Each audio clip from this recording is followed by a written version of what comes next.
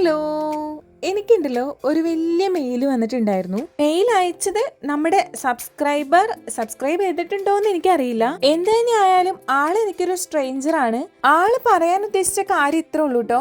നമ്മളിപ്പോ കോൺസെൻട്രേറ്റ് ചെയ്യുന്ന വീഡിയോസ് ഗാർഡനിങ്ങും ക്രാഫ്റ്റും ഒക്കെ ആണല്ലോ. അപ്പോൾ അതിനൊന്നുമല്ല ഇമ്പോർട്ടൻസ് കൊടുക്കേണ്ടത്.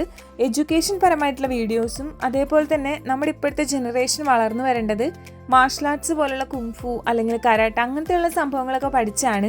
അതല്ലാതെ ഡ്രോയിങ്ങും ഗാർഡനിങ്ങും ക്രാഫ്റ്റിങ്ങും ഒക്കെ ആർക്കും ചെയ്യാം. അപ്പോൾ അതൊന്നും അല്ല പ്രൊമോട്ട് ചെയ്യേണ്ടത് എന്നുള്ള രീതിയിലായിരുന്നു അദ്ദേഹത്തിൻ്റെ ഒരു സംസാരം. ഗാർഡനിങ്ങും ക്രാഫ്റ്റും ഞാൻ പ്രൊമോട്ട് ചെയ്യുന്നതിലൂടെ മറ്റൊന്നും നല്ലതല്ലെന്ന് ഞാൻ ഒരിക്കലും പറഞ്ഞിട്ടില്ല.